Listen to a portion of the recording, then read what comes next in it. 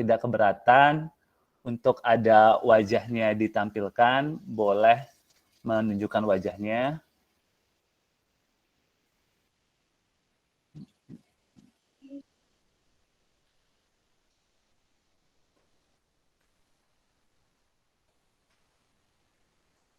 Sekali lagi, kita akan foto bersama dulu. Silakan yang bersedia wajahnya untuk ditampilkan, boleh menunjukkan wajahnya.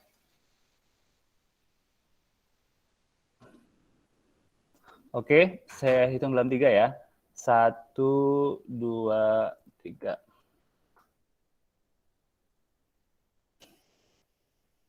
Oke, terima kasih semuanya.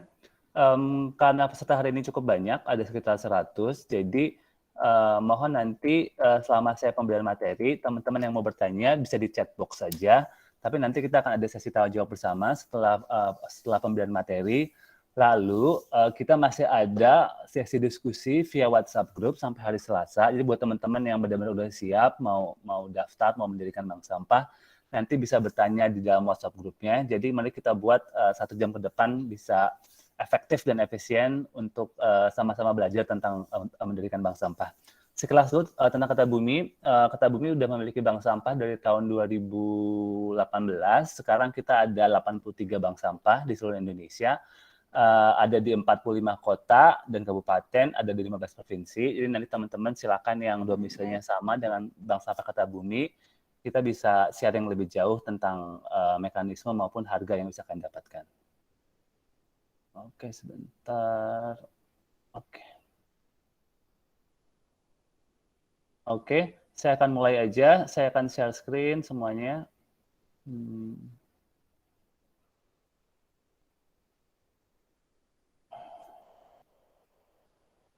Sebentar. Oke.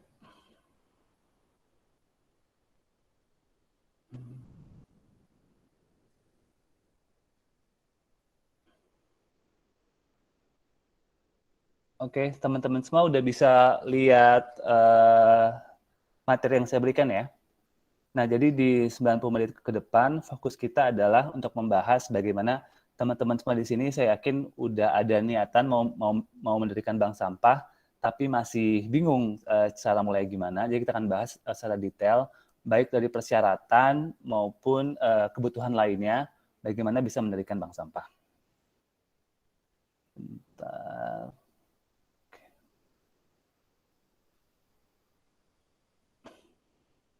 Oke, nama saya Iqbal Alexander, saya dari Kertabumi. Saya banyak fokus penelitian tentang sampah, juga tentang isu-isu lingkungan lainnya, tentang global warming dan lain-lain. Jadi silakan yang mau diskusi dengan saya pun bahas soal isu lingkungan lainnya, bisa kontak saya di Instagram saya. Terus Kertabumi sendiri adalah, mungkin teman-teman juga udah banyak yang follow, kami adalah startup pengolahan sampah maupun mitigasi perubahan iklim yang berbasis pemberdayaan masyarakat dan ekonomi kreatif. Jadi bank sampah merupakan salah satu konsep yang kami kembangkan supaya bisa memberikan dampak yang maksimal, tapi di sisi lain pun bisa mensejahterakan seluruh pengurus bank sampah yang ada di dalam bank sampahnya. Jadi mungkin selama saya berkarir di Kertabumi lebih dari 5 tahun, saya banyak melihat bank sampah itu kebanyakan didirikan dengan sistem sukarela gitu, jadi tidak ada kompensasi yang maksimal. Saya pikir seluruh pengurus bank sampah pun harus terkompensasi secara maksimal. Jadi kami buat skemanya sedemikian rupa supaya bisa memberikan dampak baik buat lingkungan maupun dari pengurus bank sampah itu sendiri.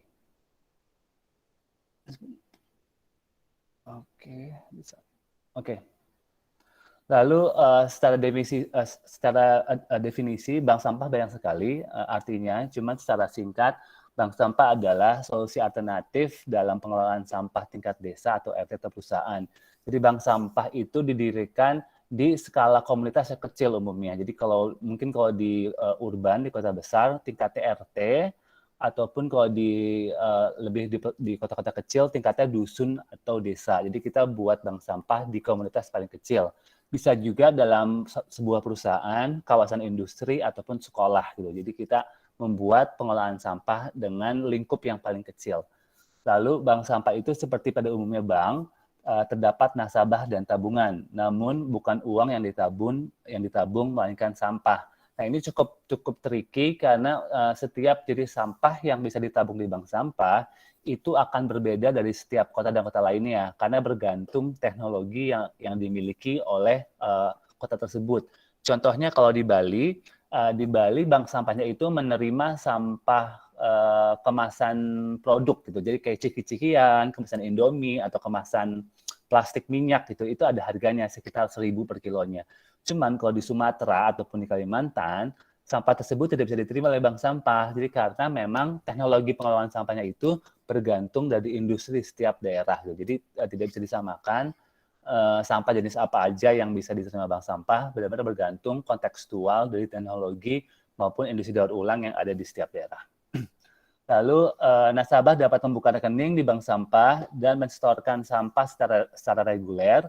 Nasabah akan mendapatkan buku tabungan dan dapat mencairkan tabungannya kapanpun bila dibutuhkan. Dengan sistem ini, bank sampah mencoba mengubah paradigma sampah sebagai barang yang tidak berguna menjadi barang yang dapat dijual sehingga dapat mengurangi beban lingkungan dan TPA. Nah, di sini poinnya bahwa bank sampah itu pada umumnya seperti bank pada umumnya. Jadi kita nasabah membawa sampah untuk ditabung, namun dipastikan lagi di sini ada namanya buku tabungan. Jadi setiap tabungannya, setiap sampah yang nasabah store ke bank sampah harus dicatat dengan baik sehingga bisa nanti dicairkan suatu waktu. Lalu terakhir ini poinnya adalah adanya waktu penimbangan. Jadi umumnya itu bank sampah tidak buka setiap hari gitu. Jadi kita menentukan biasanya seminggu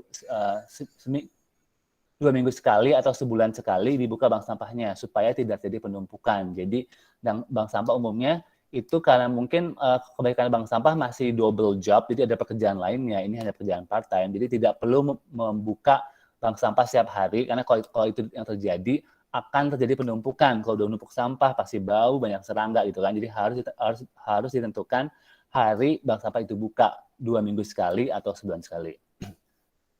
Nah, secara undang-undang, bank sampah adalah tempat untuk mengelola sampah dengan prinsip 3R yang dikelola oleh masyarakat, pemerintah daerah, dan dunia usaha yang memiliki sarana dan prasarana paling sedikit berupa sistem administrasi dan sarana pemilihan sampah. Jadi fungsi bank sampah dari Undang-Undang Permen KLHK nomor 13 tahun 2012 ada 3 fungsi bank sampah, yaitu edukasi pengelolaan sampah, perubahan perilaku masyarakat, dan pelaksanaan sirkular ekonomi. Jadi sebenarnya bank sampah itu cukup strategis, cukup berat pekerjaannya. Namun kebanyakan bank sampah didirikan itu bottom up, jadi dari komunitas itu yang mau mencoba melakukan perubahan. Namun bila tidak di-empower sama pemerintah, tidak akan bisa maksimal. Jadi makanya pemerintah pun membuat undang-undangnya untuk membantu supaya bank sampah ini bisa berkembang. Jadi nanti banyak instrumen yang bank sampah bisa lakukan supaya bisa mendapatkan bantuan dari pemerintah maupun private sector. Nanti akan saya bahas di slide berikutnya. Nah, saya mau bahas dulu secara global atau secara nasional. Jadi di Indonesia tahun 2019 sebelum pandemi, di gambar sebelah kanan, jadi ini adalah kurang lebih presentasi sampah di Indonesia. Jadi hanya sekitar 9% sampah yang didaur ulang, sampah yang menumpuk di TPA ada 60%, dan sampah yang tidak terkelola adalah 31%. Jadi fungsi bank sampah adalah untuk meningkatkan tingkat daur ulangnya dan mengurangi terutama sampah yang tidak terkelola dan sampah yang tertumpuk di TPA. Jadi bank sampah itu difungsikan untuk menaikkan angka 9%-nya menjadi lebih tinggi lagi. Nah, ini bisa terjadi apabila bank sampah itu mempunyai akses ke masyarakat untuk melakukan edukasi pemilahan sampah. Nah, untuk undang-undangnya, setiap bank sampah bisa maju baik ke komunitas, ke warga ataupun ke perusahaan. Indonesia itu saya pikir negara yang paling banyak peraturan sampahnya. Tidak ada jenis sampah di Indonesia yang tidak ada undang-undangnya. Jadi semua ada undang-undangnya. Namun undang-undang soal sampah, payung hukum utamanya itu nomor 18 tahun 2008 tentang pengelolaan sampah. Di situ tercatat dengan jelas bahwa setiap pelaku usaha ataupun individual harus melakukan pengolahan sampah dan pengelolaan sampah. Jadi bank sampah itu kalau setiap kali edukasi ada payung hukumnya karena ada undang-undang yang harus bisa kalian utarakan. Jadi ini silakan dipelajari.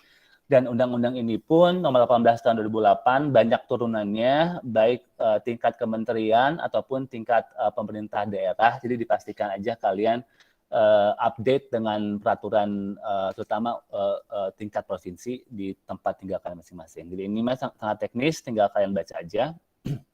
Lalu kalau untuk secara nasional, Pak Jokowi ada program yaitu Indonesia melakukan pengurangan sampah dengan reduce, reuse, dan recycle sebesar 30% pada tahun 2025. Nah, di sini peran bank sampah sangat strategis. Jadi turunan dari program dari goals Pak Jokowi ini adalah minimal satu desa atau kelurahan memiliki satu bank sampah unit, serta minimal satu kota dan kabupaten memiliki bank sampah induk. Jadi apabila sebuah daerah atau pedesaan yang memiliki bank sampah itu di riset tahun 2019 mengatakan bank sampah akan membantu pengurangan sampah sebanyak 5% apabila di pedesaan dan di perkotaan sebanyak 7%. Nah, jadi peran bank sampah itu penting banget. Namun teman-teman harus pastiin bahwa kita di sini mendirikan bank sampah unit. Jadi bank sampah unit adalah bank sampah yang didirikan di tingkat desa, RT atau apartemen. Bank sampah induk atau BSI umumnya adalah bank sampah yang didirikan oleh pemerintah untuk membawahi semua bank sampah unit. Nah, ini adalah persyaratan mendirikan bank sampah. Jadi sangat sederhana, cuma ada tiga persyaratan aja. Pertama adalah kalian memiliki kepengurusan yang berisikan 5-6 orang. Jadi dan struktur kepengurusan ini tidak diatur, jadi bebas. Cuman kurang lebih kalian bisa isi yaitu ketua, sekretaris, bendahara, transportasi, dan mungkin bisa nanti untuk operasional. Jadi harus ada 5-6 orang dan pastikan kalian punya KTP masing-masing. Lalu idealnya kelima orang tersebut tinggal di satu RW atau satu RT atau satu dusun yang sama. Jadi entah bank sampahnya mau didirikan misalkan di RT 09, idealnya 5-6 orang ini berdomisili di daerah tersebut, idealnya. Ataupun kalau tidak, samanya ketua dan sekretarisnya dari daerah tersebut. Yang kedua, kalian harus mendapatkan persetujuan dari pemimpin komunitas paling kecil. Jadi entah dari RT, kepala dusun, kepala desa, atau pengurus apartemen. Dan mendapatkan persetujuan ini tidak perlu tertulis, hanya verbal aja. Cuman penting kalian untuk mendapatkan persetujuan sebelum kalian nanti akan memasukkan surat untuk pendirian bank sampah ke tingkat yang lebih tinggi. Jadi harus mendapatkan persetujuan. Nah, yang ketiga, kalian harus memiliki lokasi bangunan atau lahan. Jadi nggak masalah mau bangunan yang ada atapnya atau lahan juga nggak masalah. Lokasi sebaiknya tidak digabung dengan lahan atau rumah pribadi karena kalau digabung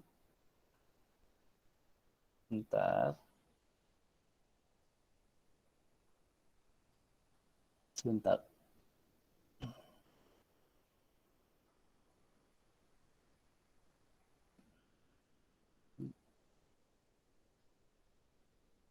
Oke, jadi lahan sebaiknya tidak digabung dengan rumah pribadi karena kalau digabung yang terjadi adalah rumah kalian akan ada penumpukan sampah, akan bau, akan ada serangga, terus nanti pasti orang rumah akan terganggu gitu. Jadi usahakan kalian tidak memakai halaman rumah pribadi ataupun pakai lahan kalian itu terpisah dari rumah kalian. Ini penting poin ketiga ya, bank sampah harus punya lahan. Nah, jadi di poin nomor 2, kita ketika mau mengajukan bank sampah, kita minta persetujuan ke RT atau kepala desa. Apabila kalian tidak punya lahan untuk membangun bank sampah, minta kepala RT atau kepala desa untuk membangun di fasilitas umum di daerah kalian, entah di samping masjid, entah di samping balai kota. Jadi silakan juga pakai lahan fasilitas dari tempat tinggal kalian untuk membangun bank sampah. Umumnya itu kalau di Jakarta atau di Jabodetabek, setiap tingkat level RW ada lahan untuk membangun balai RW. Nah, itu bisa dibangun di samping balai RW-nya. Atau kalau di apartemen itu bisa bangun bank sampahnya di lahan-lahan untuk fasilitas bersama. Jadi sekali lagi penting nomor 2 itu ketika kalian mengajukan persetujuan ke kepala RT atau kepala desa, karena kalian sekalian minta referensi apakah ada lahan yang bisa dipakai untuk bangun bank sampah. kecuali kalian punya lahannya sendiri. Oke, nah setelah nanti kalian izin ke kepala RT atau kepala desa, lalu kalian udah mendapatkan lahannya, ini semua nanti kalian submit ke tingkat kelurahan atau tingkat desa atau tingkat dinas lingkungan hidup tingkat kota atau kabupaten. Jadi kalian bikin suratnya sudah di-share di WhatsApp group, jadi tinggal kalian ganti-ganti aja, kalian kirim semuanya, baik sekali lagi ke tingkat kelurahan atau desa atau dinas lingkungan hidup tingkat kota atau kabupaten. Nanti seminggu atau 2 minggu setelah kalian submit, baru kalian akan mendapatkan legalitas pendirian bank sampah seperti ini. Umumnya itu legalitas berlaku selama 3 tahun. Dan dengan legalitas ini kalian udah bisa bikin rekening bank gitu. Jadi nanti bisa transaksi dengan perusahaan ataupun dengan instansi lain, kalian udah legal secara hukum. Jadi ini silakan juga nanti kalian coba. Sebentar.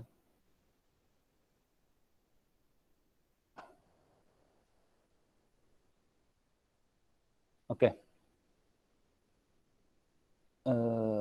Oke. Lalu di dalam bank sampah itu kita punya 2 jenis nasabah. Jadi nasabahnya bisa berupa tabungan, dapat berupa sebuah donasi. Jadi silakan kalian explore juga kalian mau mendirikan bank sampah dengan jenis nasabah seperti apa. Nah, kalau dengan jenis nasabah tabungan, pastinya kalian harus membagi keuntungan sampahnya. Jadi ketika nasabah bawa sampahnya, itu mereka akan mengharapkan uang dari sampahnya tersebut. Biasanya itu nanti dari nilai sampahnya itu setengah buat tabungan atau buat nasabah, setengahnya lagi buat keuntungan buat keuntungan bank sampah. Nah, tapi jenis nasabah lain adalah bentuknya donasi. Jadi nasabah hanya memberikan sampahnya aja ke bank sampah untuk dikelola sebagai bentuk bentuk apresiasi. Jadi mereka tidak mengharapkan imbalan apapun. Biasanya bentuk donasi ini datang dari nasabah di perkotaan kayak di Jakarta atau di Bali atau di Surabaya. Umumnya itu masyarakat di perkotaan tidak mengharapkan keuntungan dari penjualan sampah karena mungkin tidak terlalu berarti. Contohnya misalkan 1 kilo botol plastik itu mungkin harga 5.000, sehingga buat orang-orang yang di urban atau kota besar, mereka tidak perlu uang sejumlah itu sehingga bentuknya akan donasi. Tapi kalau teman-teman yang tinggal di pedesaan, umumnya mereka maunya menabung karena uang 5.000 ini bisa beli setengah liter beras atau lain-lain. Jadi ini tergantung kalian mau yang mana, usahakan kalian dua-duanya kalian kembangkan. Juga kalau di lokasi bank sampah kalian ada misalkan bank BCA ataupun ada kantor PLN, itu biasanya perusahaan-perusahaan itu bentuknya donasi, jadi memberikan sampahnya kepada bank sampah dengan cuma-cuma. Nah, ini adalah harga sampah di Jakarta Selatan, seperti ini kurang lebih. Jadi nanti ketika kalian sudah dapat legalitas dari baik tingkat desa, kelurahan, atau dinas lingkungan hidup, kalian akan diberikan daftar harga sampah. Daftar harga sampah ini yang menjadi acuan kalian. Jadi ini adalah harga kalian mendapatkan harga sampahnya. Jadi kalau misalkan nasabah kalian berbentuk tabungan semua, berarti kalian harus bagi keuntungannya. Misalkan kardus sekilo 1.800, berarti itu kan uang yang kalian dapatkan. Kalian harus bagi 50%-nya itu buat nasabahnya. Jadi 900 buat nasabah, 900 lagi buat bank sampah. Jadi ini tergantung nanti jenis nasabah yang kalian punya. Lalu harga penjualan sampah ini tidak harus kalian ambil dari bank sampah unit. Jadi kalau umumnya kalau kalian sudah legal bank sampahnya, nanti akan dikenalkan dengan bank sampah induk binaan dari pemerintah. Di Indonesia itu saya yakin sudah ada bank sampah induk di setiap kota dan kabupaten. Jadi mereka udah punya harganya. Cuman harganya ini belum tentu harga yang terbaik. Jadi kalian harus banding-banding dengan bisa lihat di kotak kanan bawah. Jadi harga sampah kalian banding-banding antara harga bank sampah induk, harga bank sampah perusahaan daur ulang, maupun harga sampah dari lapak-lapak terdekat gitu. Jadi dibanding-bandingkan. Kalau di Jakarta umumnya harga sampah di bank sampah induk lebih tinggi. Cuman kalau di Lombok biasa itu harga sampah dari lapak akan lebih tinggi lagi. Nah, makanya kalian jangan terpaku harus jual kemana. Saya kasih 3 pilihan ini supaya kalian bisa dapat referensi. Jadi ketika nanti udah jadi legalitas kalian banding-banding mana instansi yang paling baik memberikan harga sampahnya. Jadi tidak harus di bank sampah induk. Ya. Dan ini ada 46 jenis sampah yang diterima ya. Dari sampah berbahan dasar kertas, dari kardus, kolan, majalah, putihan, duplex, buku, kornes, cetaplek. Ini bahasanya sangat teknis, tapi nanti kalian akan belajar dengan sendirinya. Lalu sampah berbahan dasar plastik dari gelas, bodong, emberan, tutup gelas, aqua, gabruk, karpet, lain-lain. Juga ini bahasanya teknis, kalian akan belajar nanti dengan sendirinya. Maupun sampah berbahan dasar logam, terus sampah lainnya ada aki, botol beling, sampai juga kalau di Jakarta kita bisa menerima sampah minyak jelantah pun bisa diterima. Jadi banyak. Jadi sebenarnya ini adalah 45% dari sampah yang dihasilkan oleh rumah tangga gitu. Jadi kalau misalnya satu rumah tangga udah rutin mengirimkan sampahnya, itu bisa mengurangi sekitar 45% dari sampah yang dihasilkan. Oke, sampai di sini ada yang mau bertanya dulu? Silakan. Sebelum kita lanjut.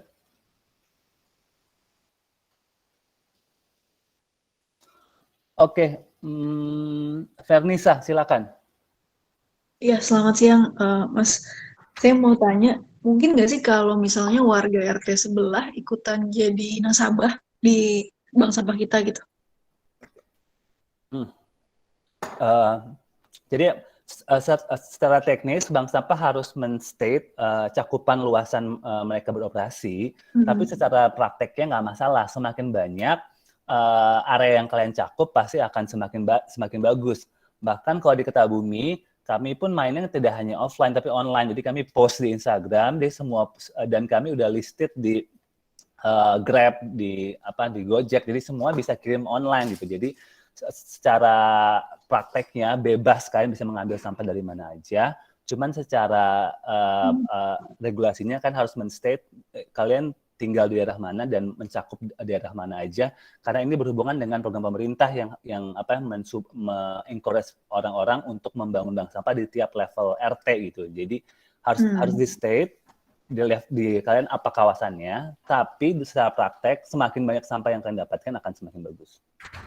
Ya, tapi artinya katakanlah teman saya yang ada di RT sebelah itu, dia listed sebagai nasabah kita atau emangnya udah lewat saya aja gitu istilahnya? Iya, bisa listed. Jadi kalau misalkan RT atau RW sebelah belum punya bank sampah, kalian bisa memberikan servisnya juga ke daerah sebelah. Oke. Baik, terima kasih. Ada yang mau bertanya lagi? Boleh, Mas. Ya, silakan. Terima kasih, Mas Muhammad Iqbal. Saya Fajar. Mau izin bertanya untuk yang harga barang bekas.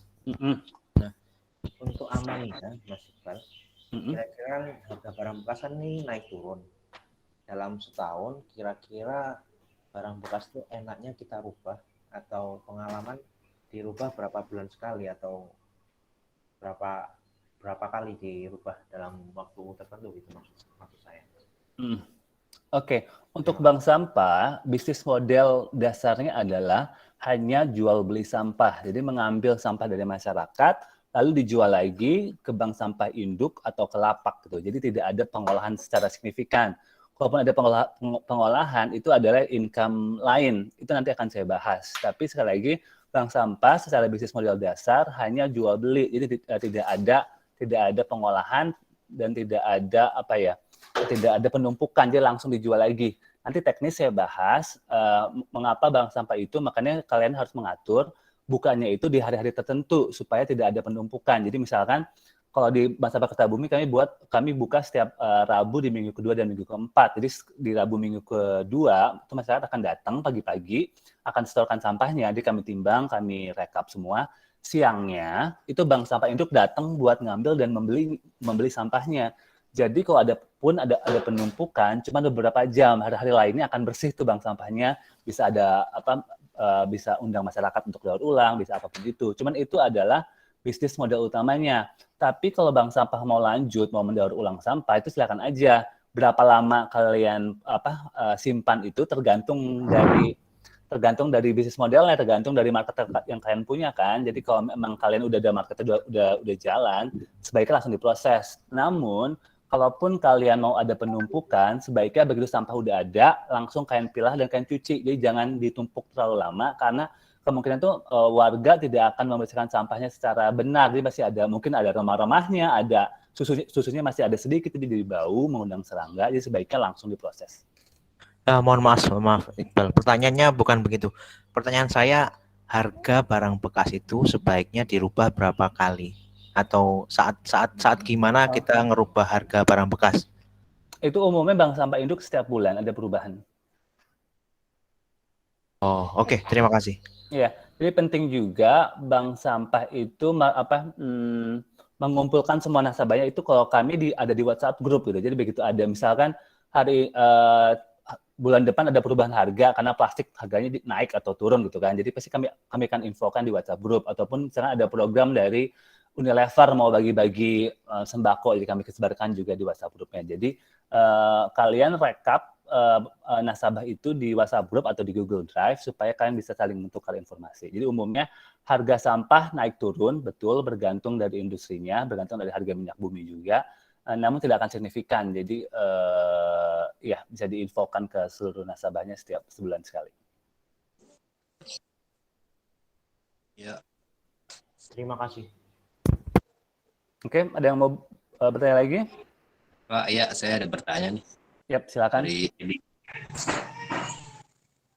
Untuk pendiriannya ini harus berbadan hukum atau bagaimana, Pak? Iya, tadi legalitas yang saya tampilkan di layar itu ada legalitas yang dikeluarkan oleh kelurahan atau tingkat desa atau dinas lingkungan hidup. Jadi itu adalah badan hukumnya. Ya, maksudnya kita kan baru mau buka bank sampah nih. Apakah perlu kita legalitaskan dulu baru kita mulai operasional bank sampah itu sendiri, Pak? Nggak usah, Pak. Jadi ketika Bapak mau bangun bank sampah, jadi ikutin tadi persyaratan yang saya bikin dan langsung ajukan ke kelurahan atau ke desa ataupun dinas lingkungan hidup. Itu adalah legalitasnya. Jadi kalian nggak perlu lagi bikin PT atau CV atau apapun itu. Jadi itu adalah legalitas bank sampah. Oh, pokoknya dasarnya harus ada itu baru kita boleh bikin bank sampah itu, Pak ya? Secara peraturan, iya. Dengan kalian punya legalitas itu, kalian udah bisa ajukan dana CSR, kalian udah bisa bikin rekening bank atas nama bank sampahnya.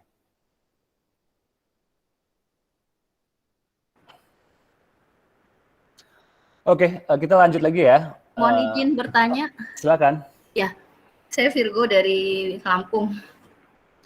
Ingin bertanya terkait dengan bank sampah. Memang kami berencana ingin membangun, tapi untuk dalam waktu dekat ini ingin dulu bekerja sama dengan bank sampah terdekat.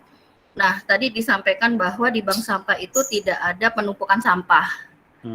Nah, berarti nanti yang pertama tadi boleh tidak kami mengumpulkan sampah dari masyarakat, tapi kami belum ada bank sampah, tapi kami bekerja sama dengan bank sampah, kemudian sampah yang kami kumpulkan nanti langsung kami setorkan ke bank sampah, itu diperkenalkan atau tidak. Kemudian tidak ada penumpukan sampah, berarti prosesnya di kami itu hanya mengumpulkan atau juga memang ada proses pemilahan, karena memang itu mempengaruhi harga sampah itu sendiri. Itu mohon arahannya. Terima kasih. Oke, Mbak. Jadi pertama-tama kan kalau kalian belum punya legalitasnya, kalian bisa ikut dengan bank sampah tetangga kan untuk penjualannya. Cuman mungkin nanti harus ada kerjasama lagi aja kan, kontraknya nanti keuntungannya gimana, apakah akan dibagi lagi dengan bank sampah tersebut. Jadi silakan itu di range sendiri. Cuman itu bisa sambil kalian belajar. Tapi yang kedua, edukasi pemilahan sampah itu nggak berlangsung sekali gitu. Jadi terus berlangsung sepanjang kalian ada penimbangan. Jadi kalau contohnya di bank sampah kami, kami setiap kali nasabah bawa sampah di minggu kedua Rabu atau minggu keempat bawa sampahnya, itu kami akan lagi edukasi, Pak ini sebaiknya dipilah nih, karena kalau dipilah harganya akan lebih bagus. Gitu. Pak ini kalau botol aqua diambil tutupnya dan dipilah antara tutup dengan badannya mendingan dipenyokin aja supaya tidak makan tempat. Jadi edukasi seperti itu terus berlangsung gitu, karena kemungkinan akan ada nasabah baru yang belum teredukasi, jadi terus berlangsung. Namun saya biasa itu penimbangan antara jam 8 sampai jam 10, jadi 2 jam. Nah, bank sampah induk ataupun lapak datang untuk beli sampahnya itu jam 2. Jadi saya ada sekitar 3-4 jam tuh untuk rapi-rapi, untuk pilah lagi. Ada mungkin nasabah yang milahnya belum benar, ada yang masih kotor. Nah, itu saya ada waktu untuk milah-milah. Jadi penumpukan itu umumnya hanya terjadi di 4 jam itu aja, karena sorenya datang bank sampah induk, diambil semua, bersih lagi. Nah, nggak harus seperti kami setiap 2 minggu sekali kan. Kalaupun kalian nasabahnya banyak banget, setiap minggu atau 2 hari sekali pun ada penimbangan nggak masalah. Jadi silakan diatur aja. Tapi umumnya nasabah yang tinggal di rumah dengan 4 keluarga itu kalau dilakukan penimbangan setiap minggu sedikit banget sampahnya, nggak efektif, malah akhirnya jadi capek kerja terlalu banyak. Jadi mendingan kalau kalian di perumahan itu 1 bulan sekali itu udah ideal kan, 1 bulan itu sampahnya akan kelihatan berasa gitu. Ada 2 kantong pun kalau ditimbang pun udah kiloan dan uangnya pun udah 30-40 ribuan. Tapi kalau seminggu sekali sampahnya cuma setengah kantong kresek, terus pas ditimbang cuma 3.000, 4.000, jadi hampir nggak ada artinya gitu. Jadi makanya nggak harus setiap frekuensi bisa diatur tentang kebutuhan. Kami sarankan mulai 2 minggu sekali atau sebulan sekali, tapi sekali lagi bergantung dari luasan yang kalian punya. Mbak, itu menjawab nggak, Mbak? Iya, cukup. Terima kasih. Berarti memang edukasi secara terus-menerus, mungkin di awal memang agak berat juga ya kita mengedukasi. Berarti nanti kita cari nasabah dulu, sampai yang disampaikan tadi, berarti buat grup, dan di grup itu juga untuk mengedukasi pesertanya. Baik, terima kasih. Oke, kita lanjut ya. Oke, jadi sekali lagi ini adalah harga sampah di Jakarta Selatan akan berbeda buat teman-teman yang tinggal di Bali, di Sulawesi, ataupun di Kalimantan. Tapi kalian bisa mendapatkan harga ini dari 3 tempat, yaitu bank sampah induk, perusahaan daur ulang, maupun lapak. Oke. Nah, ini adalah paradigma pengelolaan sampahnya. Tadi kan seperti Mbak terakhir tanya, kan ini kalau nasabahnya nggak milah gimana? Apakah kami harus pilih apa enggak kan? Jadi memang harus ada edukasi terus-terusan. Setiap penimbangan ada edukasi. Dan bisa itu kami, misalkan hari Rabu ada penimbangan, Senin kami udah blast di grup WhatsApp. Teman-teman, Rabu jam 8 akan ada penimbangan. Jangan lupa dipilah antara ini dan ini. Minyak jelantah taruh di botol aqua. Jadi ada edukasi. Jadi intinya ini, apabila teman-teman tinggal di satu daerah yang belum ada pemilahan sampah, yang sifatnya masih orang buang sampah cuman digabung di satu aja terus taruh di TPA, nah itu akan jadi PR besar kan. Jadi memang sebaiknya ada edukasi supaya ada perubahan paradigma. Jadi ada pengurangan sampah, ada daur ulang sampah, ada pemilahan. Jadi cuman sampah di TPA adalah langkah terakhir yang bisa kita lakukan. Nah ini edukasinya tidak akan bisa berlangsung dalam 1 hari, jadi terus berlangsung sampai saat ini pun kami terus melakukan edukasi setiap ada penimbangan. Jadi memang sebagai pengurus bank sampah, kalian harus tahu pengelolaan paradigma pengelolaan sampahnya dari piramida seperti di gambar sebelah kiri menjadi piramida terbalik. Jadi TPA adalah langkah terakhir kita dalam mengelola sampah. Nah, terus penilaian sampahnya kalau di Indonesia tadi sesuai Undang-Undang Nomor 18 Tahun 2008 sangat sederhana, dibagi 3 jenis, organik, anorganik, dan residu. Bank sampah itu mengambil hampir seluruh sampah anorganik yang warna kuning. Itu sekitar 45%.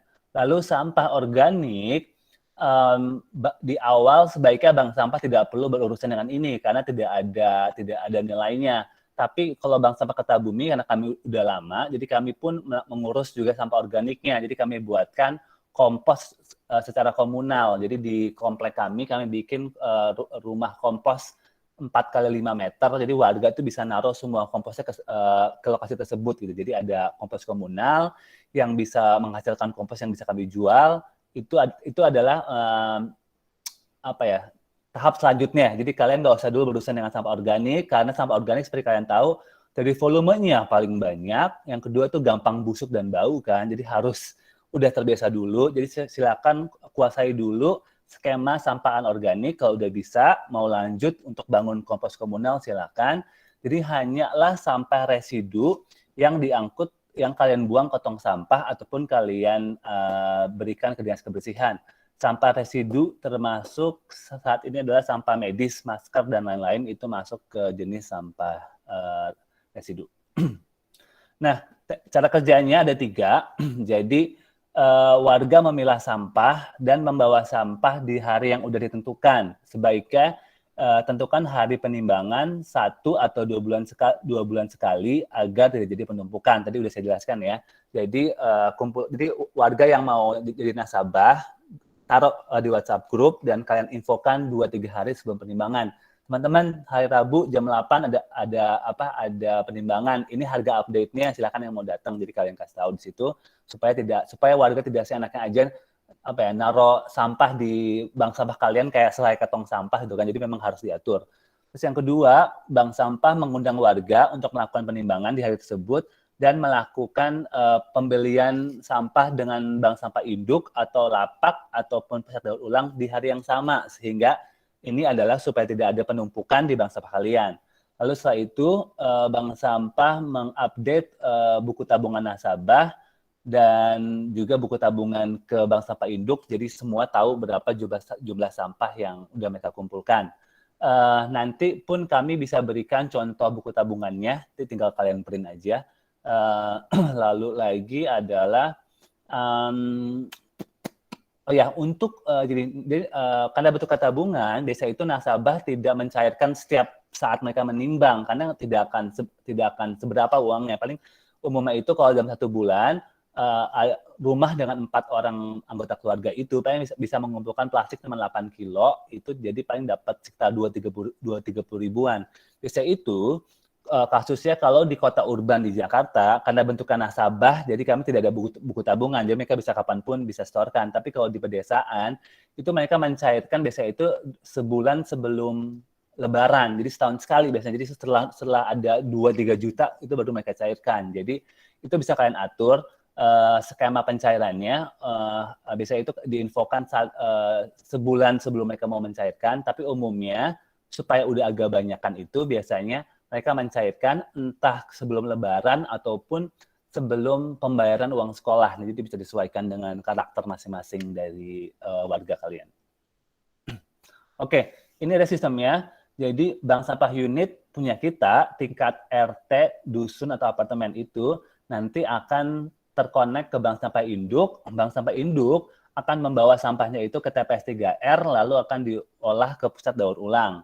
Jadi di Indonesia itu udah berjalan cukup lama industri daur ulang. Jadi sampah kertas yang kalian ambil dari masyarakat, baik kardus, HVS dan lain-lain, akan masuk ke industri bahan baku industri kertas, akan dibuat lagi dari kertas baru. Dan sama halnya juga dengan sampah plastik, kaleng dan kaca. Nah, kalau di Kertabumi, kami bukan hanya bank sampah, tapi kami juga pusat daur ulang. Jadi kami mengubah juga 2 jenis sampah lain, yaitu sampah kertas dan sampah plastik. Oke, terus nasabah yang bisa kalian dapatkan, pertama adalah masyarakat sekitar, nomor 2 pastinya. Kedua adalah perusahaan, ini penting juga perusahaan, karena biasanya itu perusahaan adalah nasabah yang mau sifatnya donasi, jadi semua akan buat kalian keuntungannya, jadi juga dapatkan nasabah perusahaan. Jadi ketika kalian bangun bank sampah, kalian mapping di radius 2 km, selain ada pemukiman, ada apa lagi? Apakah ada pom bensin, ada Indomaret, ada mall, ada bank, ada perkantoran. Nah, itu juga nasabah kalian approach atau kalian audiensi tentang keberadaan bank sampah kalian. Dan yang ketiga, nasabahnya datang dari online. Jadi kalau kalian mau go online kayak Kertabumi juga bisa post di Instagram, dari siapapun masyarakat bisa mengirimkan sampahnya sesuai dengan sampah yang kalian proses. Oke, tadi juga udah saya bahas, jadi pengurangan jumlah sampah yang terangkut apabila bank sampah kalian udah berjalan bisa mengalami penurunan sekitar 45%. Ini adalah sampah yang dikelola oleh bank sampah.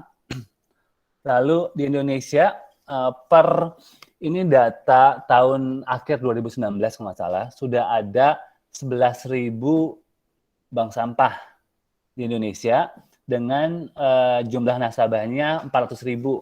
Dan setiap bulannya itu bank sampah menselamatkan sampah sekitar 431 juta sampah, jadi sangat signifikan. Dan di bawah ini adalah bauran jenis sampah yang didapatkan. Ini sangat teknis, bisa kalian baca. Cuman intinya saya sangat yakin di setiap kota dan kabupaten di Indonesia kemungkinan besar udah ada bank sampahnya. Jadi ketika kalian mau mendirikan bank sampah pun tanya-tanya gitu ke bank sampah yang ada di kota kalian juga. Oke, terus lagi, nah setiap bank sampah itu rata-rata hanya memiliki 74 bank sampah gitu. Kalau di Kertabumi itu kami punya nasabah mungkin di bawah sekitar antara 100 sampai 150, tapi berdasarkan data bank sampah umumnya hanya mempunyai 74 nasabah.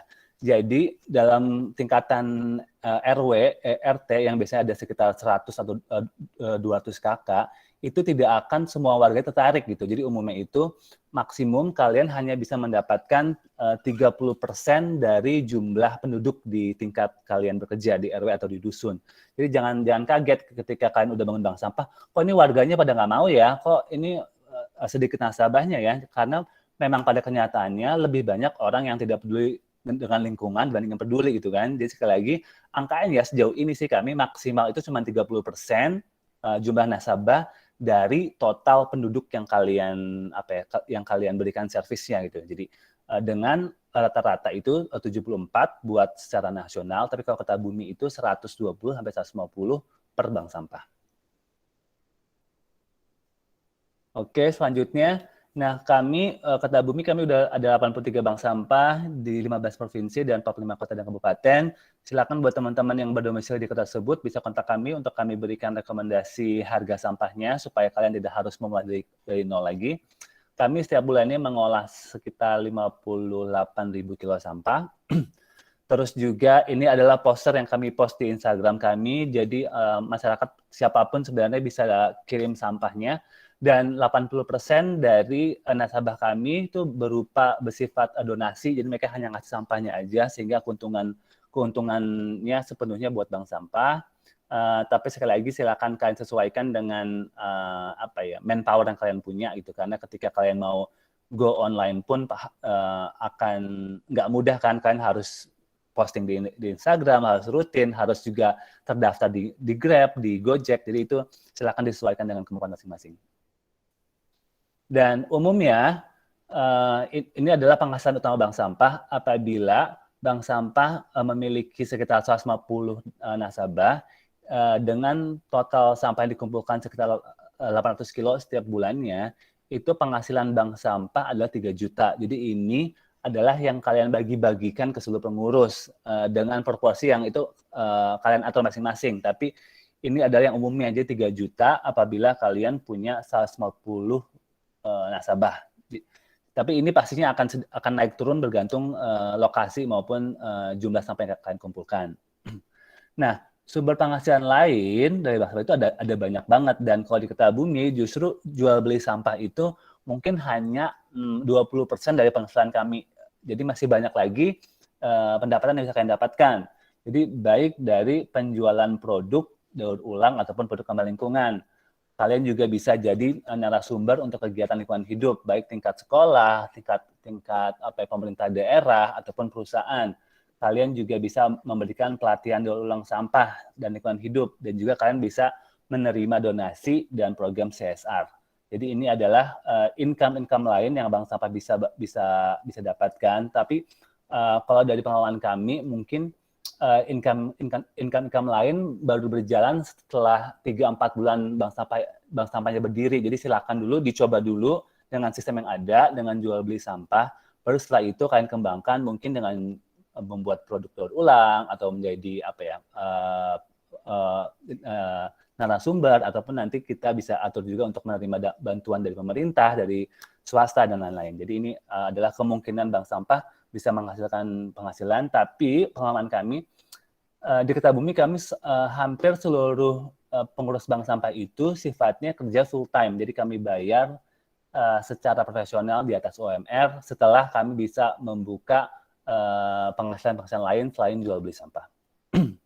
Nah, nanti buat teman-teman yang sudah berhasil mendapatkan legalitas bank sampahnya, kalian bisa mengikuti nanti pelatihan lanjutan untuk pembuatan daur ulang ataupun penjualan produk online dan lain-lainnya. Jadi nanti Kertabumi akan fasilitasi teman-teman yang berhasil mendirikan bank sampah untuk bisa mendapatkan penghasilan tambahan. Jadi ini adalah yang kami kembangkan.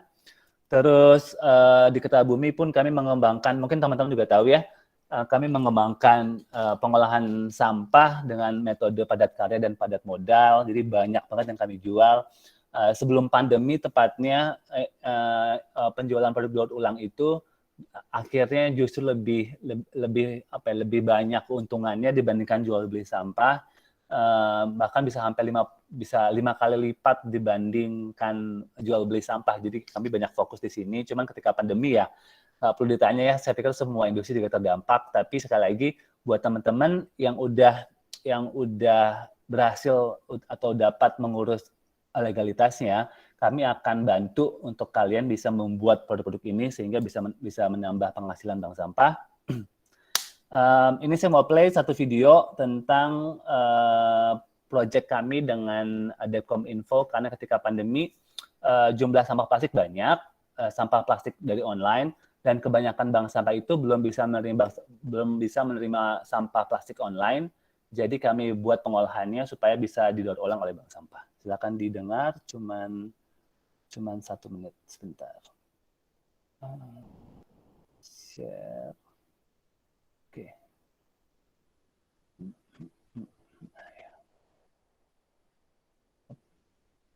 Sebentar. Window.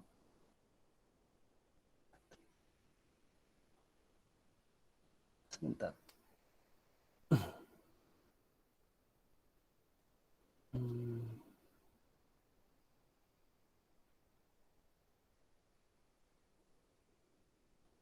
Oke. Oke, silakan lihat videonya.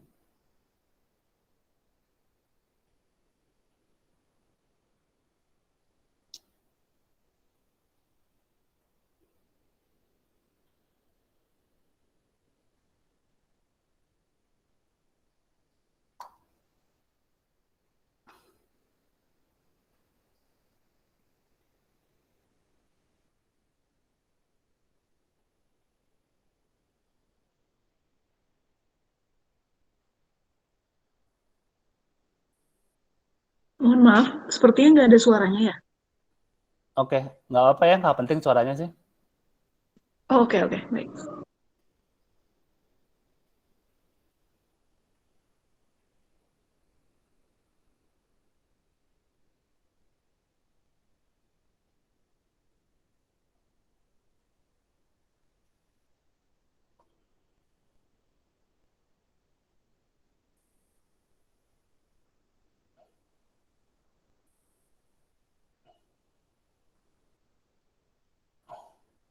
Nah, jadi sampah plastik online ini salah satu sampah yang mungkin kalau di DKI masih bisa, Bali masih bisa, tapi kebanyakan daerah belum bisa terima gitu. Jadi, tapi bank sampah masih bisa berbuat sesuatu dengan kalian melakukan daur ulang menjadi produk seperti ini. Jadi dari satu jenis sampah plastik tersebut kalian bisa bikin sarung laptop, pouch bag, tote bag, dompet, dan lain-lain. Jadi ini semua bisa kalian dapatkan aksesnya ketika kalian sudah berhasil mengurus legalitas. Terus yang kami kembangkan lagi adalah sebentar. Oke.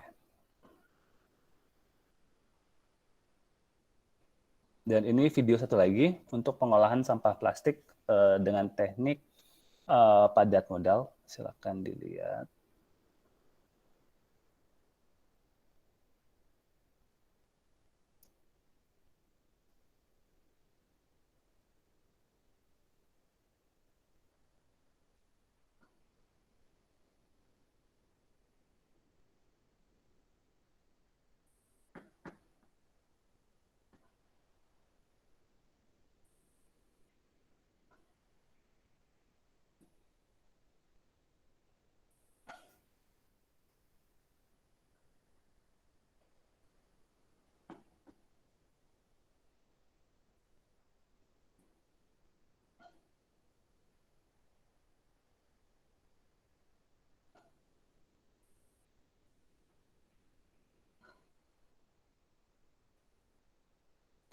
Nah, dengan teknik ini juga kalian bisa membuat berbagai macam produk dari sampah plastik.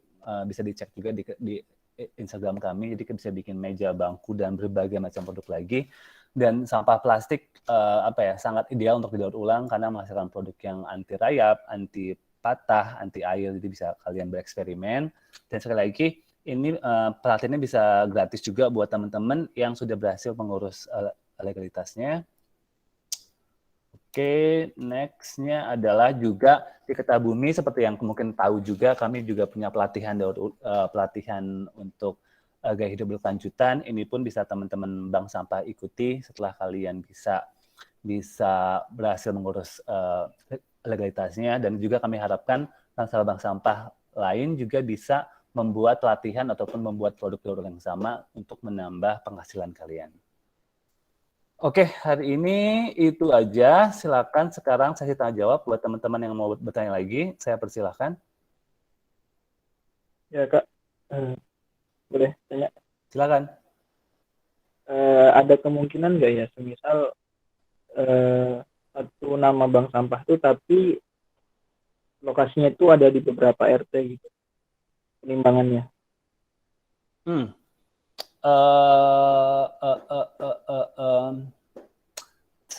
Secara teknis nggak masalah, tapi gini Mas, umumnya itu karena bank sampah adalah satu organisasi yang bergerak di bidang lingkungan dan sosial, banyak sekali kesempatan mendapatkan bantuan dan donasi gitu. Jadi umumnya satu lokasi bank sampah itu minimal ya kalian akan dapatkan timbangan dari dinas, nanti dapat mesin cacah dari pemerintah, dapat sumbangan juga buat bantuan operasional, akan dapat banyak bantuan. Tapi kalau kalian melakukan penimbangan di banyak titik, tapi cuma satu untuk masalah legalitasnya, itu kalian hanya berhak mendapatkan satu bantuan aja. Jadi kalau saya pikir, daripada kalian bikin satu bank sampah tapi banyak titik penimbangannya, bikin aja bank sampah lain di tempat itu, supaya kalian bisa mendapatkan banyak akses lagi, baik funding dan lain-lain. Tapi sekali lagi tergantung. Kan kalau kami, daripada kami harus keliling gitu kan, keliling untuk nimbang, mendingan kami set up bank sampah unit lain di lokasi lain gitu. Mungkin dengan teknis bangunan yang lebih sederhana. Next-nya mungkin tidak perlu lagi ada atapnya, cukup lahan doang untuk penimbangan. Supaya banyak peluang-peluang lain yang bisa kalian dapatkan, dan juga aktivitas kalian di lokasi penimbangan tersebut tidak akan dipertanyakan entah nanti sama Karang Taruna, entah sama Ibu PKK, karena mungkin kalian ngumpulin orang terus ada sampah berserakan. Jadi mungkin supaya lebih nyaman kalian beroperasi, sebaiknya dibikinkan aja. Tapi kalau memang ini lokasi yang kalian sudah tahu, sudah kenal, silakan aja.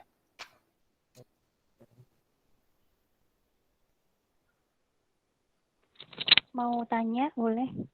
Ya, silakan Mbak.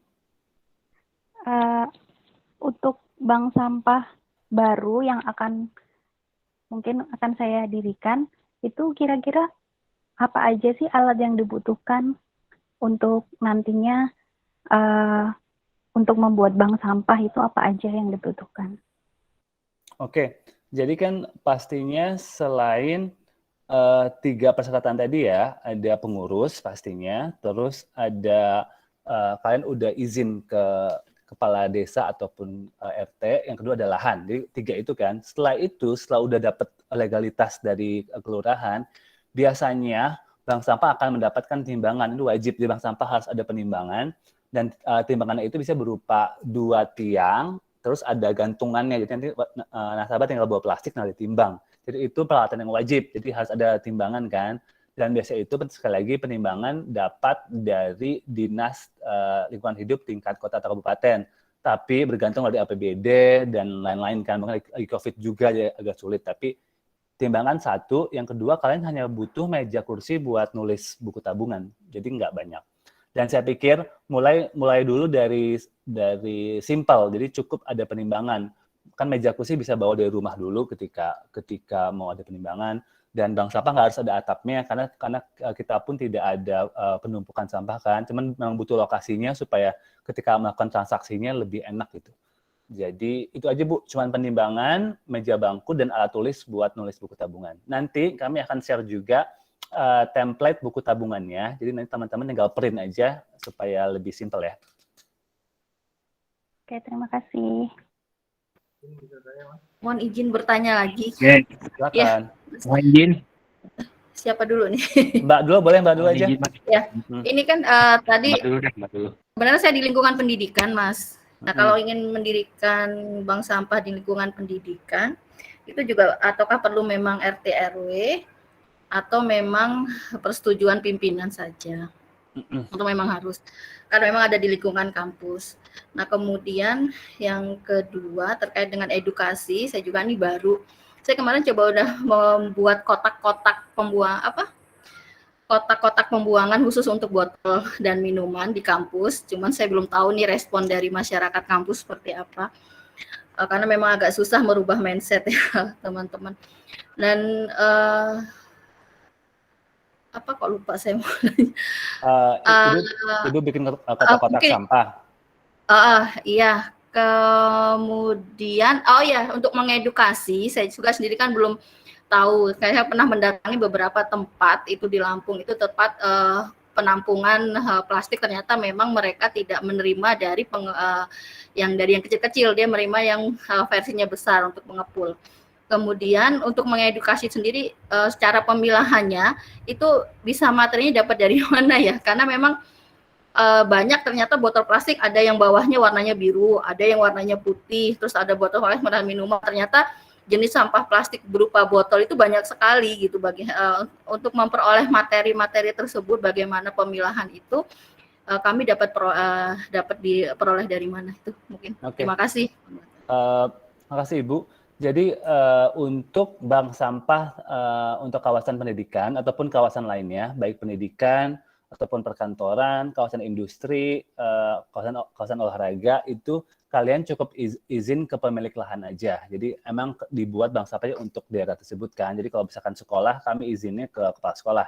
Jadi kalau misalkan kampus ke rektor. Jadi silakan langsung jadi intinya adalah kalian mendapatkan restu dari ketua komunitas lingkup terkecil kalian. Nah, yang kedua untuk edukasi pemilihan sampah, kami bisa kasih secara umum, tapi secara teknisnya nanti kalian harus berhubungan dengan di mana kalian menjual sampahnya, apakah ke bank sampah induk, lapak, atau pusat daur ulang, karena akan bergantung dari mereka. Jadi tadi kalau lihat di harga sampahnya kan ada istilah boncos, istilah naso gitu kan, mungkin istilah itu akan berbeda di tempat lain gitu. Jadi nanti pemilahan secara spesifik harus kalian sesuaikan dengan kalian itu bekerja sama dengan siapa, tanya detailnya. Jadi yang perlu diedukasi itu bank sampahnya dulu sebelum bank sampah edukasi ke masyarakat kan, supaya kalian tahu kayak botol aqua warna biru sama botol aqua warna bening itu harga beda. Nah itu semua teknis, cuman kami bisa kasih secara general, cuman secara spesifik harus kalian dapatkan setelah kalian ada kerjasama mau jual beli kemana. Kan takutnya kalau kami berikan secara spesifik dengan praktek yang ada di Jakarta akan berbeda dengan praktek yang ada di Sulawesi pastinya. Jadi harus diadaptasi. Tapi bisa nanti kami bantu Bu ya. Silakan siap. Japri aja ke Siap. Terima kasih. Satu lagi nih pertanyaan Pak. Silakan. Ini kan ada surat pengajuan ke RW ya. Jadi di sini saya baca bekerja sama dengan Kertabumi. Apakah ini nanti harus dicantumin dalam surat ini apa gimana Pak? Setelah Bapak itu akan memudahkan pastinya kalau kalian maju nanti ke tingkat dinas lingkungan hidup, karena kami sudah banyak koneksi, jadi akan membantu bahwa nanti kalian akan ada yang bimbing gitu. Jadi tergantung kalian. Oh gitu ya. Oh ya udah nanti paling saya ikutin yang konsep dari Kertabumi aja Pak ya. Mohon dibimbing. Siap Pak, sama-sama nanti kita maju. Oke teman-teman. Ya, itu aja mungkin Pak. Silakan. Pak mau tanya dulu. Tadi Bapak itu ngasih skenario tentang pendapatan kotor itu kan Pak ya? Betul. Nah itu tuh skenario pendapatan kotor itu apakah itu sudah dibagi dengan nasabah atau belum ya Pak ya? Itu udah. Skenario itu. Oh sudah. Itu skenario udah. Jadi akan lebih banyak lagi yang Bang Sapa dapatkan kalau bentuknya semua donasi. Ya. Seperti itu. Sama nanya lagi Pak, maaf ya Pak. Nah, tadi Bapak bilang kalau misalnya banyak sekali pelatihan lanjutan. pelatihan lanjutannya, apakah kita harus mengikuti semua urutannya itu atau kita bisa milih gitu? Iya, nanti dipilih sesuai dengan bank sampah mau fokus di mana. Ya, jadi nggak harus ikut semuanya, benar-benar bergantung dari itu. Oke, makasih Pak. Oke, ini sebentar sebelum pertanyaan lain, saya mau tunjukin bangunan bank sampah kami terbaru. Jadi kami bangun bank sampah di tingkat sekolah dengan izin dari kepala sekolah. Sebentar saya share bangunannya. Jadi kalian kalaupun mau bangun gitu kan, saya nggak mau bank sampah cuma lahan doang, kadang kurang bagus gitu kan, mau ada bangunannya. Jadi dibuat secara sederhana aja. Bentar, mana ya?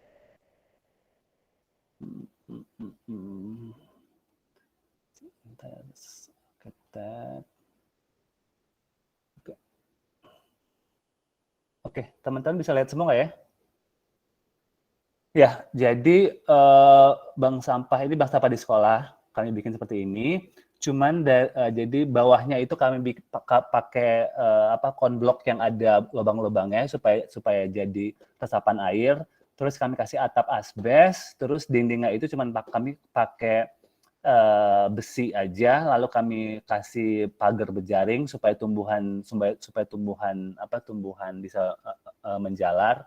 Jadi kalian bisa bangun sesimpel ini, jadi nggak harus bangunan kokoh. Kalau kami lebih cenderung bangunan yang tidak permanen supaya bisa kami kembangkan. Dan ini kami bangun ukuran 3x4, biayanya cuma sekitar 6 juta, itu pun dapat donasi dari pemerintah. Jadi silakan nanti untuk bangunan, sekali lagi nggak harus ada bangunannya, lahan pun nggak masalah, tapi kalau mau dibangun, kalian bisa bangun sesederhana seperti ini. Oke, ada lagi mau bertanya? Mau tanya? Yap, silakan. Iya, Mas Iqbal, selamat siang. Saya Retno dari daerah Lebak. Punya 2 pertanyaan. Yang pertama, boleh ada referensi nggak di daerah Lebak? Karena yang saya cari di Google, itu tuh nggak ada bank sampah terdekat. Bank sampah terdekatnya jaraknya jauh banget, sekitar 50-60 kilo. Itu yang pertama. Terus kemudian yang kedua, pertanyaannya itu adalah, tadi kan disampaikan bahwa bisa ke bank sampah induk atau ke pengepul ya. Cuma yang saya tangkap atau maksudnya saya merasa jadi kalau ke pengepul apa bedanya kita dengan bank sampah dengan pengepul ataupun pemulung gitu loh. Karena kebetulan saya belum punya bank sampah, cuma saya sudah menjadi nasabah bank sampah ketika waktu di Jakarta. Nah, untuk bank sampah itu lebih bergengsi dibandingkan pengepul, karena memang bank sampah kan tujuan utamanya bukan uangnya ya, tapi lebih ke edukasi untuk memelihara lingkungannya, untuk mengurangi sampah, untuk 3R, gerakan 3R-nya itu. Nah, kalau misalnya ke pengepul, dan ini kok tadi saya nangkapnya malah kok kayak fokusnya di uang ya, gitu loh, instead of pelestarian lingkungannya. Itu yang kedua boleh dijelaskan nggak, maksudnya gimana untuk ininya, Pak, antara pengepul dengan bank sampahnya tuh, jadi esensinya sebenarnya bedanya apa gitu loh. Iya, Kenapa betul. harus dikasih nama bank sampah kalau misalnya memang ke pengepul gitu. Iya, betul. Jadi Thank you. pertama untuk Lebak, nanti japri di admin kami aja, supaya kami tahu rekomendasi yang paling dekat. Terus untuk bank sampah induk, tingkat kota dan kabupaten, Mbak bayangin ya, Bogor misalkan, Kabupaten Bogor, bank sampah induk itu ada di Bogor, di Kabupaten Bogor Barat, dan banyak bank sampah unit itu ada di Bogor Timur, Kabupaten Timur. Itu nggak akan ke-handle, Mbak. Jadi, karena peraturan dari pemerintah, itu pemerintah kota atau kabupaten hanya wajib punya 1 bank sampah induk, hanya 1 gitu. Sedangkan bank sampah unitnya ada di setiap desa atau dusun. Sehingga prakteknya, bank sampah induk itu hampir tidak bisa mengakomodir semua lokasi, terutama yang besar-besar. Mungkin kalau DKI kan kecil ya, tapi kalau kayak Kabupaten Bogor tuh yang melebar dari barat sampai ke timur, sampai ke selatan, itu nggak bisa terhandle sama bank sampah induk. Mungkin ini adalah fakta tentang pengelolaan sampah di Indonesia kan. Kenapa sih bank sampah ada gitu kan? Ya karena pemerintah nggak mampu untuk mengelola sampah kan, jadi memang harus ada inisiasi dari grassroots, dari kita semua kan. Jadi makanya bank sampah harus pintar kalau ketika kalian mau mendirikan bank sampah misalkan, tapi bank sampah induk tidak bisa mengcover daerah kalian kan terlalu jauh, sesederhana terlalu jauh, tidak ada armada, nanti antar harga beli dengan ongkos penjemputan akan lebih mahal ongkosnya. Jadi banyak kasus seperti itu, terutama yang bukan di Jabodetabek, itu kayak gitu kasusnya. Bank sampah induknya cuma satu dan nggak mau ngambil kan terlalu jauh gitu kan. Jadi mau gimana kan? Ya mau nggak mau bank sampahnya harus pintar cari lapak atau cari pusat daur ulang yang mau membeli sampahnya. Jadi sesederhana pemerintah belum bisa mengakomodir semua kebutuhan pengelolaan sampah. Jadi kita harus mandiri gitu kan. Yang kedua, apa bedanya bank sampah dengan pemulung atau lapak? Sebenarnya saya pikir nggak ada bedanya, cuma beda di namanya doang. Tapi intinya sama, kita mengelola sampah dan saya pikir bank sampah nggak lebih bergengsi dibanding pemulung ataupun lapak. Kita semua sama. Saya pikir salah banget kalau kita menstigma bahwa pemulung itu warga yang tidak berguna atau kotor. Enggak, saya pikir pemulung ada 5 juta di Indonesia. Mereka adalah pahlawan semuanya, jadi harus diubah mindsetnya. Kita tuh terbantu banget dengan pemulung. Jadi bank sampah itu nggak ada beda sama pemulung, cuma bedanya kita terkelola dengan baik aja gitu. Dan di Bank Sampah Kertabumi, kami emang set up supaya bank sampah itu bisa terkompensasi secara ekonomi. Karena kenyataannya bank sampah yang dijalankan secara sukarela dengan alasan lingkungan itu nggak berjalan, Mbak. Cuman Senin Kamis akhirnya didirikan oleh pemerintah, dapat bantuan, setelah itu mangkrak nggak jalan, nggak bisa dikasih mesin pencacah, nggak bisa dijalankan. Jadi akhirnya mangkrak. Jadi saya pikir bank sampah itu orang udah alokasi waktunya mau melakukan edukasi lingkungan, kalau nggak dilakukan kompensasi secara profesional nggak akan berjalan. Akhirnya itu jadi setengah-setengah jalanin bank sampahnya. Jadi makanya kalau bikin skema secara profesional bukan melulu soal uang gitu, karena pada dasarnya kalau kita suruh fokus ngurus bank sampah 24 jam gitu, bukan 24 jam, full time, tapi pasti kita ada kebutuhan juga kan, harus bayar pendidikan, harus bayar beli makanan. Jadi kami bikin secara profesional supaya bank sampah lebih optimal, impact-nya lebih besar.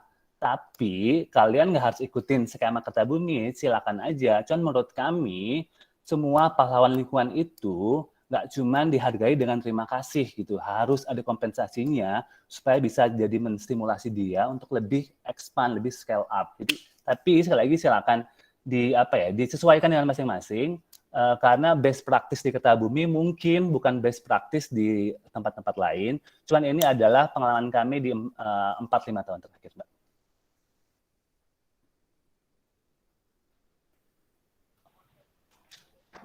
Oke, ada pertanyaan lain? Maaf, mau tanya lagi. Silakan. Saya, Kak. Ya, Mbak, silakan.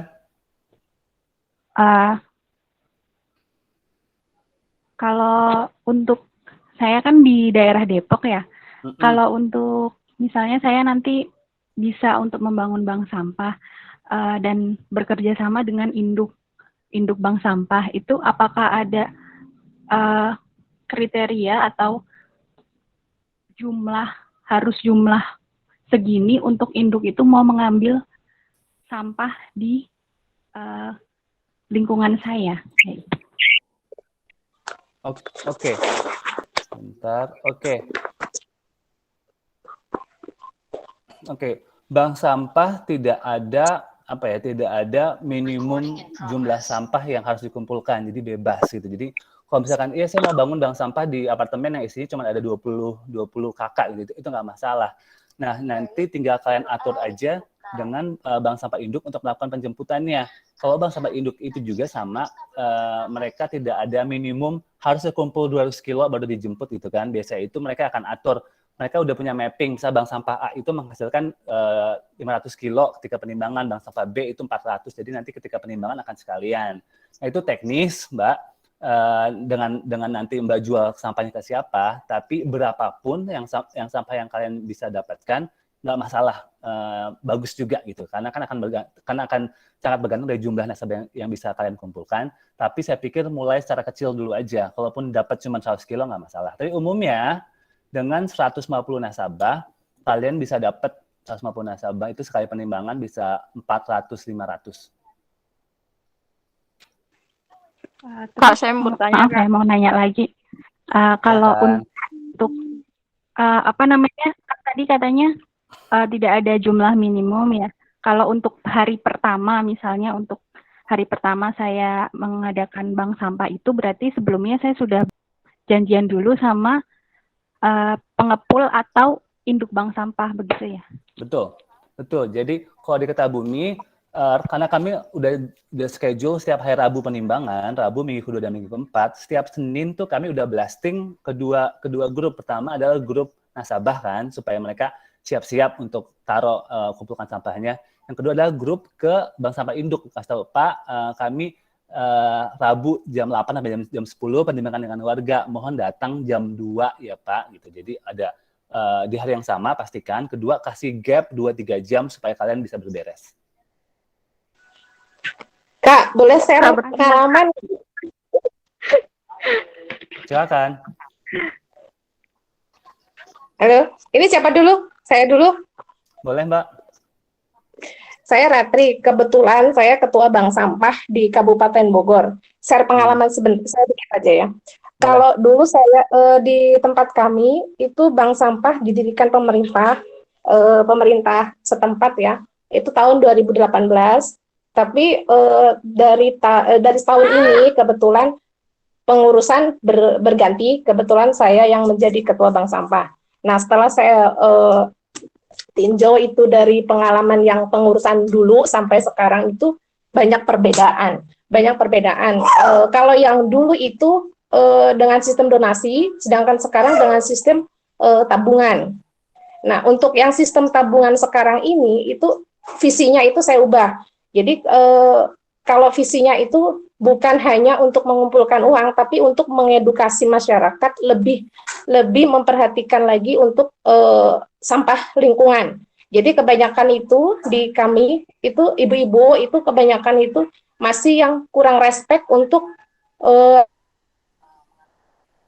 sampah untuk dibawa ke bank sampah. Jadi kebanyakan itu ibu-ibu itu lebih memudahkan sudah sampah dibuang ke tong sampah. Tapi saya mengedukasi kepada masyarakat itu kita mengurangin sampah yang masuk ke tong sampah yang akhirnya nanti akan menjadi tumpukan sampah di tempat pembuangan akhir. Itu edukasi kita pertama.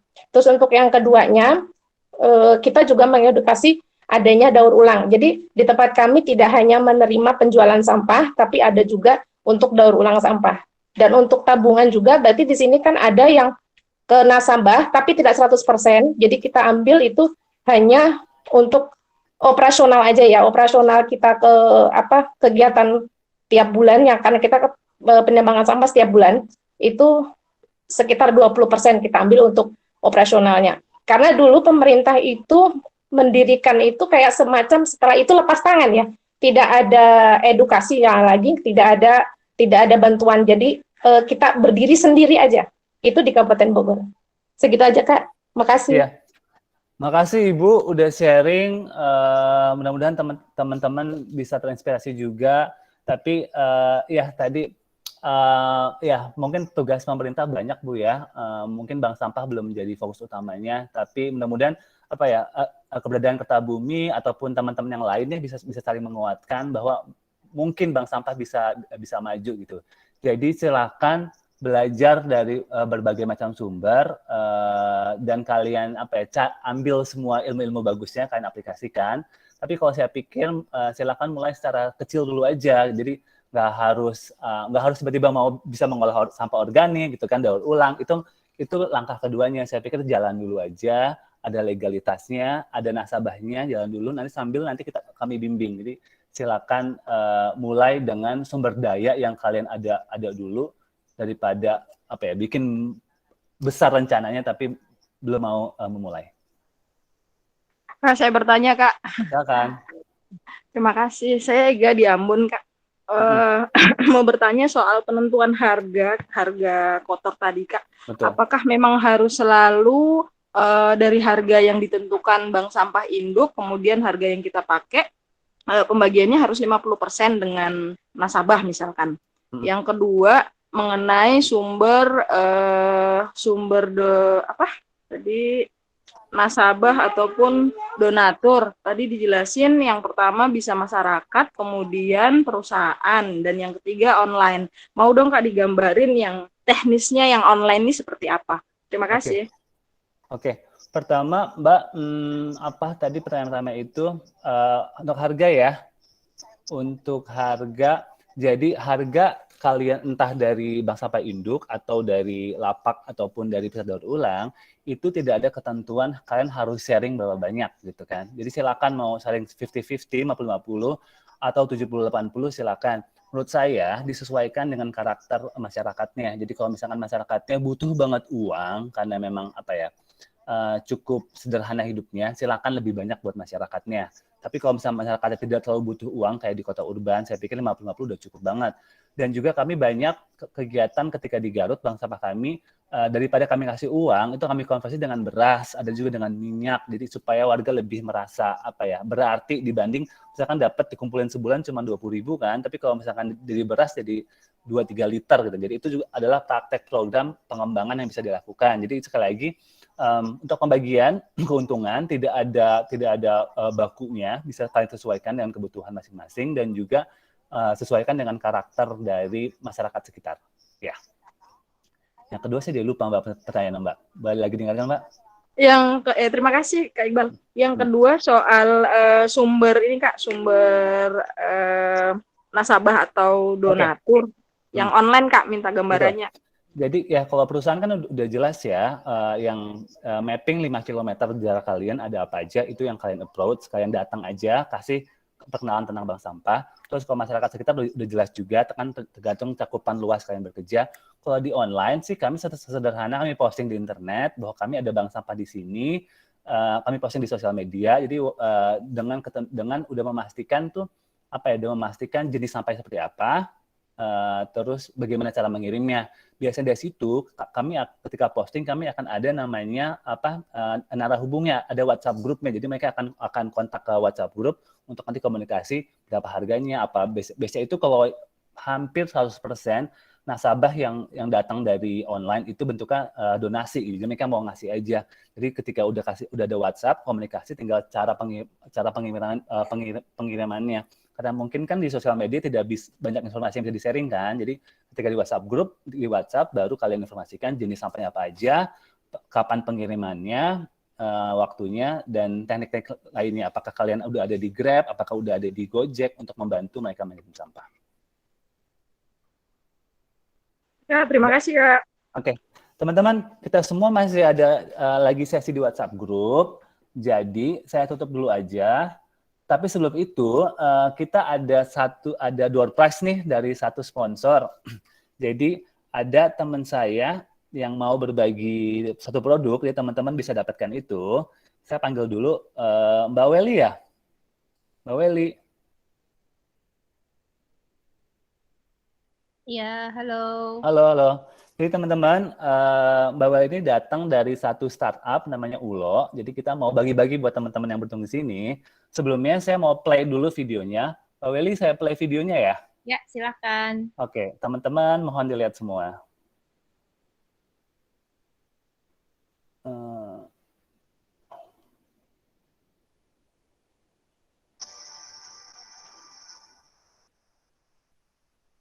Sebentar, play gimana ya? Oke.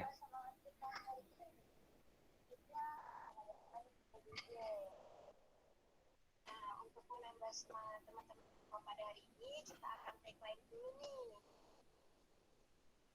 Iya, betul banget begitu. Nah, jadi take line kita pada siang hari ini yaitu for a better lifestyle. Dan tentunya teman-teman juga ada gerakannya nih. Baik, untuk gerakannya seperti kita contoh dulu ya.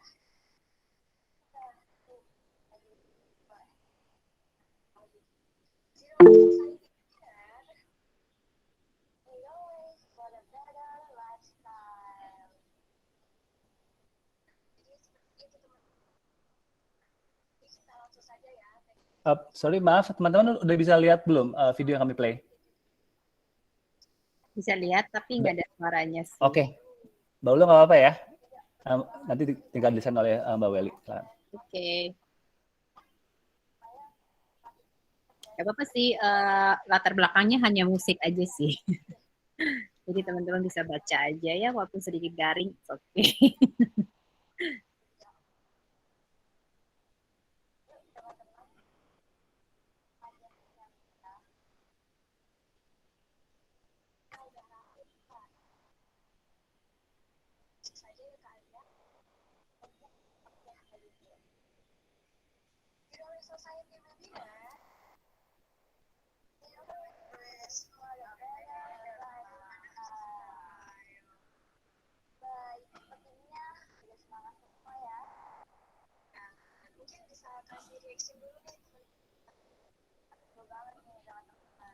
Oke, Mbak Welly silakan diperkenalkan mungkin ke teman-teman. Oke, perkenalkan saya Welly, biasanya dikenal sebagai Welly Eng. Apa kabar teman-teman? Seru sekali ya pembahasannya tadi ya. Saya juga ikut, saya juga sangat terinspirasi yang apa disampaikan oleh Mas Iqbal, terutama penjelasannya tentang gimana untuk tetap menjaga sustainability. Jadi nggak hanya ide saja, tapi harus bisa diimplementasi dan di-sustain. Karena hanya ide gencar di awal, tapi di belakangnya nggak dijalanin, ya sama aja sayang banget seperti itu. So, itu menjelaskan tentang sesi tadi. But anyway, saya Welly, jadi saya adalah inisiator dari brand yang kita baru launch April bulan lalu, namanya Ulo. Oke, jadi Ulo ini adalah sebuah lifestyle, kalau saya bisa sampaikan. Jadi kita ini mementingkan atau mau memberi solusi untuk teman-teman yang memang mau cari lifestyle yang anti ribet dan tentunya peduli terhadap lingkungan. Jadi kalau boleh tanya, Ulo nih apa sih? Ya, Ulo bentuknya produk. Oh, saya untuk kasih lihat ke teman-teman. Ulo itu membuat produk yang konsepnya multi-purpose. Jadi kita ada yang baru kita launch saat ini adalah multi-purpose zinc cream. Zinc cream ini adalah krim serbaguna yang bisa dipakaikan dari segala usia dan berbagai keluhan. Jadi bisa dipakai sebagai sunscreen, bisa juga sebagai deodoran, juga bisa buat jika ada iritasi kulit atau gatal-gatal itu bisa digunakan.